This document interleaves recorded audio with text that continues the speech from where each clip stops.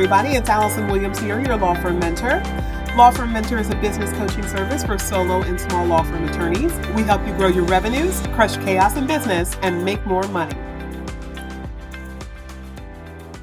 Hi, everybody. It's Allison Williams here, your law firm mentor. And on this week's episode of the Crushing Chaos with Law Firm Mentor podcast, we're going to talk about keeping difficult clients.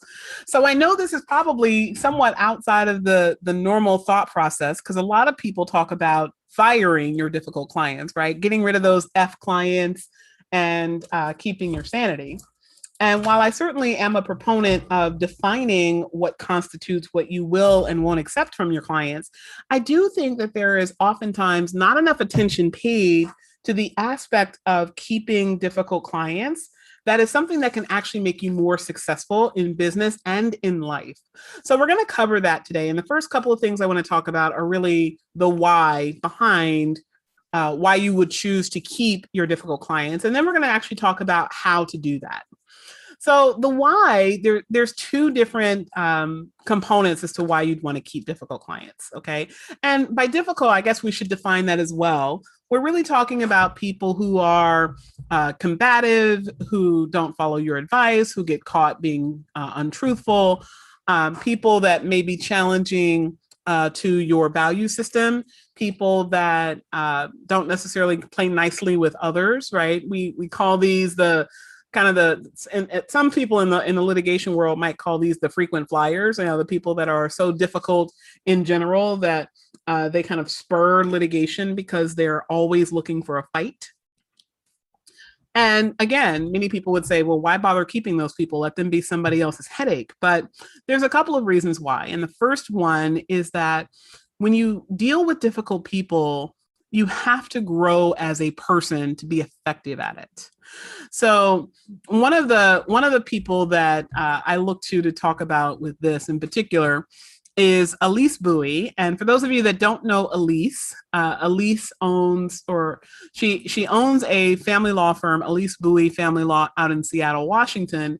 But she also is now the leader of the Maximum Mom podcast. And I had Elise on the podcast here quite a few shows back. I will link to that in the show notes because we talked about this a little bit. But, Elise has always had the perspective that she wants those difficult parents who come in with the mindset of kind of search and destroy their ex, because she sees it as her mission to actually help reform these people, right? To educate them, to teach them different ways, to teach them why the way that they are approaching life is not healthy. And in order to be able to facilitate that growth in another person, you have to have achieved that growth and be committed to that growth in yourself. And so one of the things that I see a lot online is people complaining about clients. Oh my God, this client called me at some ungodly hour, or this client called me ranting and raving, and they're so unreasonable, and yada, yada, yada. And oftentimes there is a neglect of asking yourself why the person is the way that they are. Right. So before you can even get to that query, you have to first not take it personally that the person is attacking or is calling it at excessive hours or is needy, right? If you take that personally, then it becomes a much harder challenge for you to be able to effectively deal with that person, because their attributes are going to trigger in you a resistance to either deal with them. So you want to put them in their place and not have to deal with them. Or if you can deal with them, you oftentimes will fall prey to what can be really an abusive relationship where the person is offloading on you and you are taking that on as their victim until you finally end the relationship. And neither one of those approaches is ultimately healthy or productive for you or for the client. So one of the things that these people trigger in us as lawyers is a need to deal with stress. And the more effective we are at dealing with stress, the more we can compartmentalize how a person is acting at us and see that as nothing more than a projection of what's going on inside them. And it is spewing out. It happens to be directed at us in the moment, but it's not about us. The more we can see that, the more we ultimately elevate ourselves to be able to problem solve not from a place of emotion, but from a place of intellect and from a place of empathy, where we can create more appropriate solutions for people in negotiated contexts and even in litigation contexts. Okay, so the next thing that happens, the next reason why you would want to keep difficult clients and actually continue to work with them is that they require you to grow as a leader.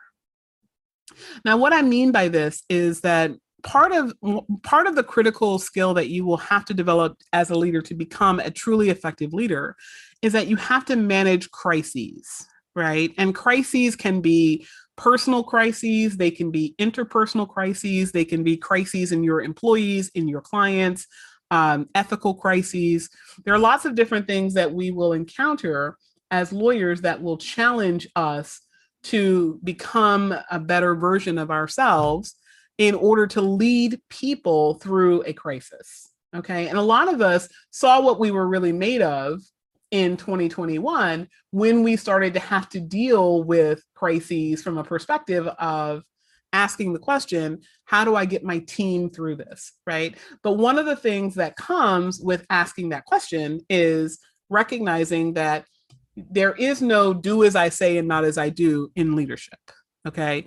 Even though you might have that in parenting, you might try to imbue that in parenting. The reality is you are always being watched, you are always being evaluated, and you are always either inspiring the behavior that you desire or recoiling the behavior that you don't desire.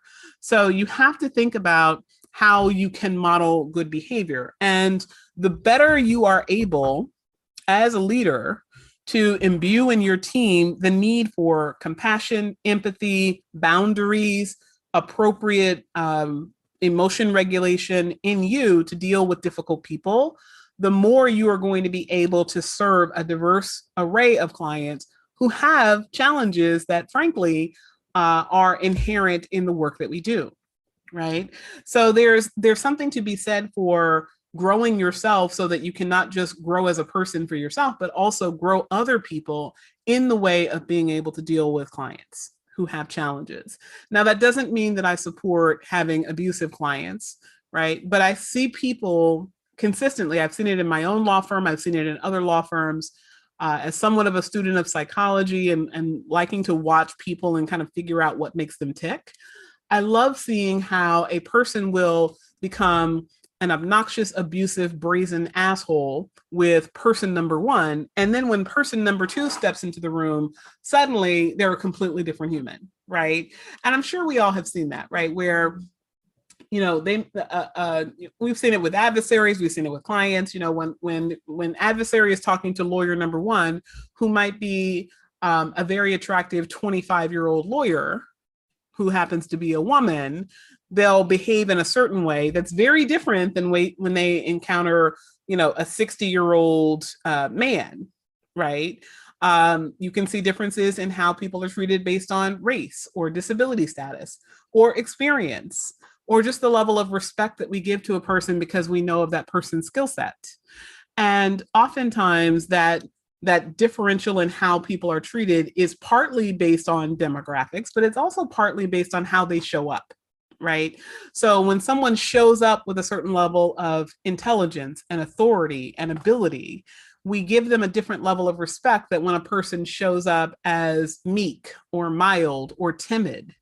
And I want you to think about the fact that when you grow and evolve into who you need to be in order to garner the level of respect that you can help a person who is in distress to be redirected, or help a person who's behaving inappropriate to see the error of his or her ways, that you are ultimately doing something better for yourself, but also better for your law firm because you can service more people. Okay. Now, having said that, that's the motivation. These are the reasons why to grow as a person and to grow as a leader, the reasons why you might want to keep your difficult clients. But here are some actual strategies for how to do that. Okay, so the three that we're going to talk about today start with the power of a reframe. Okay, so when we are talking to people who are in distress, okay, and almost invariably when someone is cursing, screaming, abusive, obnoxious, not listening, not getting it, that person is in a form of distress, even if it's not demonstrated to you in that way. Okay. There's a disconnect between what you are telling them and what they are absorbing, in part because the level of stress that they are internally experiencing because of whatever legal problem brought them to you, they are often not able to deregulate their emotions enough to stop, pause, listen, truly contemplate before they just get to the next point, which is their ability to respond to reject what you're saying. So when you talk about reframing is really giving a person a different way of thinking about their existing issue, concern, or problem in a way that a series of questions can lead them to a different conclusion than they currently have. Okay. Now, one of the things that I love to do when I meet with clients periodically, and I have this a lot less now because my team at the law firm is just so exceptional, but there have been times in the past where clients will complain and say, I need to speak to the managing partner, and they'll have worked with a lawyer on my team and then they'll want to see me. So I'll come in and I will have gotten the gist of what the client's complaint is directly from the client as well as from the lawyer involved. But then when I get to the meeting with the client, I want the client to verbally tell me a reiteration of what they've written and telling me what their version is of not just what's wrong, but also why they perceive that they're in this place. Right. And so a lot of times what will happen is they will start down the road of, my lawyer didn't send me the email at 3:00. It was due at 3 and I didn't get it until 4, or the lawyer told me that we were going to argue X and we argued Y, or whatever the complaint is. Right. And when I start to ask them questions and they start peppering me with questions, what I find is that the client who's peppering with questions, well, why not this? Why can't I have this? Why wasn't this done? Why wasn't that done? Why is it this way? Why is it not that way? That usually evidences that the client is seeking reassurance. And they believe that by asking these questions, they're going to get the reassurance that they need in order to make the decision that they need to make, whether it's to continue working with the lawyer on your team, or to accept the deal that's being offered, or to try the case that is before you.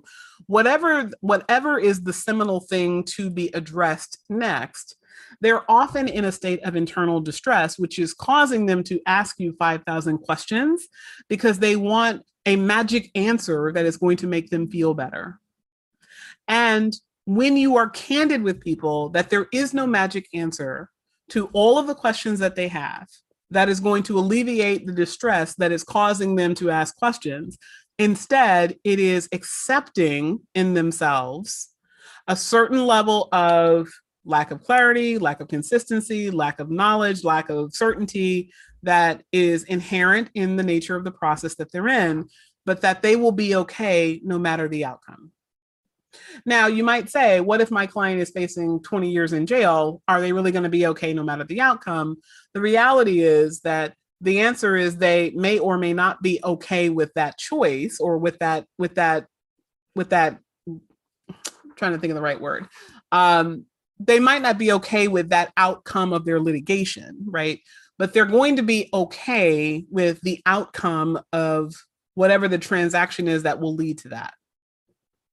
And you're not going to ever get them there to believe that they're okay, to stop peppering with questions, to stop looking for blame, to stop reacting or acting out the way that they are, unless you're able to have them see that the way that they are behaving is not getting them the result that they want, and continuing to behave the way that they're behaving is not going to get them the result that they want, right? Because at the heart of all human beings is logic. I know that you may say it's completely illogical that this person is calling me at 3:00 in the morning and then demanding by 9:00 that I should have called them back, or they're going to file an ethics grievance, right? That's completely illogical. But in their mind, it is logical, right? They may not be acting on accurate thinking, but they are acting on thinking. They are of the belief that if I do X, I will get Y. And a lot of the power of a reframe is helping them to recognize that you are on their side, so that they stop pelting at you whatever behavior, questioning, attitude that you're experiencing, so that they start to see you as an ally. Right. And a lot of that is about taking all that stuff that's coming out of their mind and getting them onto a different wavelength And that comes from your having a higher level of certainty in what you are saying than the certainty that they are saying, right? And their questions, doubts, concerns, fears, whatever it is, if you buy into that as the question that needs to be answered rather than the reassurance that they're really seeking, then no matter how many questions you answer, there are always going to be more questions. There's always going to be more that is going to be necessary because you're not giving them what they need, you're giving them what they're asking for. Okay. So the next strategy I want to give you in talking about keeping your difficult clients is that you have to plan ahead. Okay. And planning ahead usually means that you have to give your client a navigation tool to guide them from where they are to the outcome that they seek. They have to know that you don't just have the answer to today's problem, but that you have the pathway to tomorrow's solution. And that comes from an idea that you are very experienced at what you're doing. And you can give that, you can connote that even if you are newer to a practice area, right? But your goal is to convey to the client that you have it under control because they are experiencing a lack of control. They're experiencing a lack of certainty, a lack of comfort, a lack of ease. They don't know what's going to happen if they're ill and they could die at any moment without their estate plan. They don't know what's going to happen in their divorce if they don't receive enough money to support themselves and their children. They don't know what's going to happen if the other side comes back more aggressive, more combative, more definitive about a problem than you are. So you want to give them a plan and you want to have the ability to kind of pivot and let them know you can pivot the plan so that they don't hold you to a plan that doesn't make sense at some point. But you want to give them a sense of confidence that you do have the plan and that they do have a voice in the ultimate outcome of the plan so that, as you're saying, here's what we'll do and here's what we'll do and here's what we'll do and here's how you'll be empowered to make decisions in what we do so that you ultimately can have a say in what the ultimate outcome is.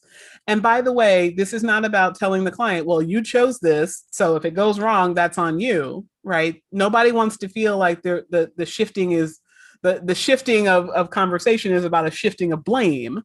But your goal is to really shift their awareness into a thought that says, my lawyer has it under control, right? And so knowing 4 steps ahead is something that is going to help them in that regard, but also knowing that if at step 3 something happens, I got that under control too, right?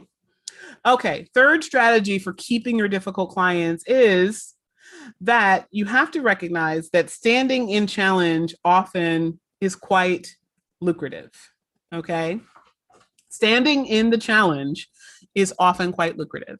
Now, what I mean by that is that there are some people that use money to try to dissuade people from being excessively communicative or excessively needy or from demanding unreasonable positions.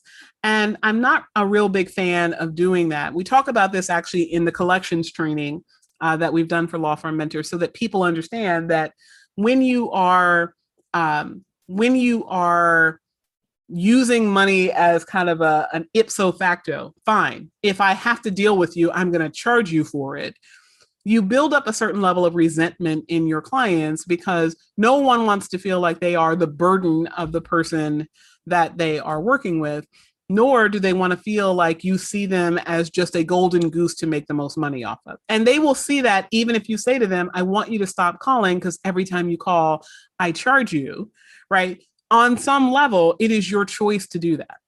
So even when you say, pursuant to our policies, I have a right to charge you if you call, they're still going to see that as you're making a choice to charge them, not you are trying to help them to not be charged by not speaking to them about something. Okay, so I want you to think about it, though, that even when you have these people who want to fight and want to go the distance and want to battle, if you are billing by the hour or you're billing by a certain amount of, even if you're doing flat fee and you're charging by a phase of a case, nothing stops you from layering on, if you do it pursuant to a contract and it's permissible in your jurisdiction, layering on added costs for communications, added costs for additional strategy calls, added costs for a different approach. Once you decide on an approach, there's different ways that you can handle making more money with flat fees, even if you have a flat fee case. But ultimately, however you approach it, if the way that you are approaching difficult people is that for all of that extra work, you will be compensated, you can actually be very, very financially successful with people that demand a lot. And I remember one of the things that I had the greatest challenge with when I was a young attorney was kind of flittering back and forth between my middle class clients and my affluent clients. So the middle class clients, you could have difficult personalities and no matter their economics, but middle class clients would come in and they knew they had a limited amount of money to spend.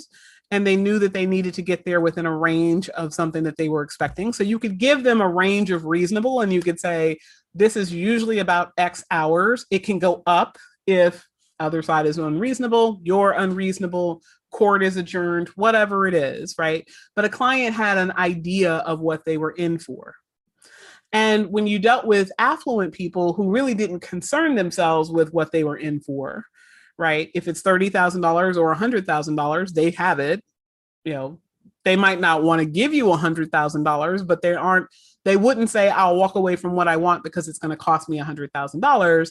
That's not the way that their mind works. So you didn't have that same pressure of, I've got to do this as efficiently as possible to preserve the resources, or I have to have money conversations with every strategy conversation so that the client can make an economic choice at the same time that they're making a strategy choice.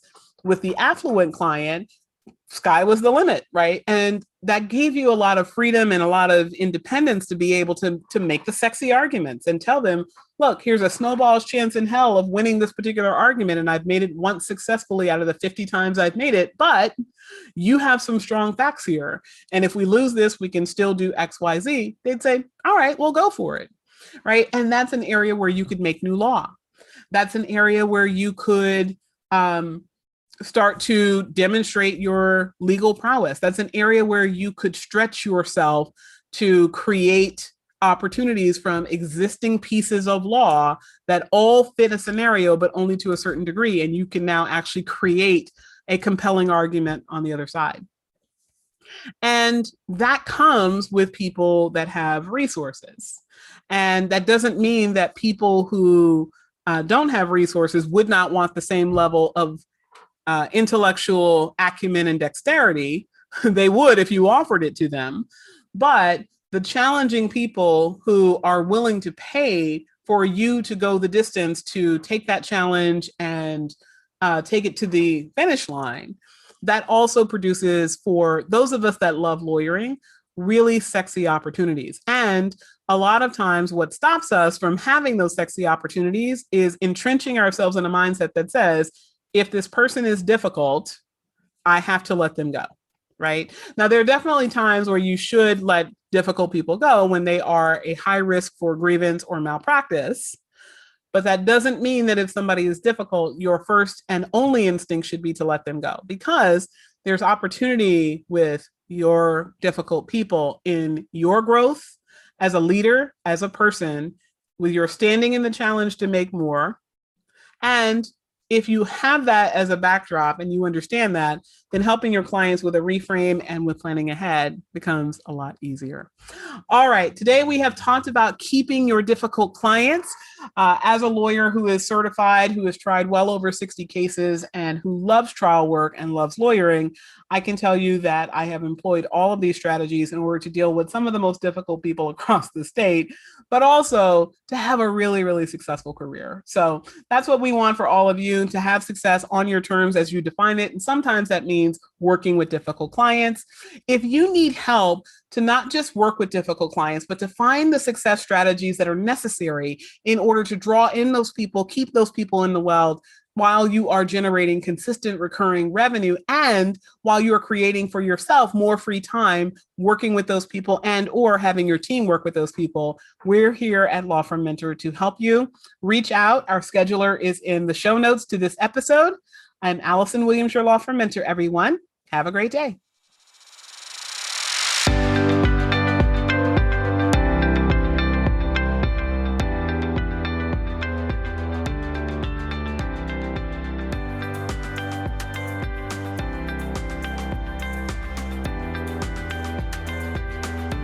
Thank you for tuning in to the Crushing Chaos with Law Firm Mentor podcast. To learn more about today's guest and take advantage of the resources mentioned, check out our show notes. And if you own a solo or small law firm and are looking for guidance, advice, or simply support on your journey to create a law firm that runs without you, join us in the Law Firm Mentor Movement free Facebook group.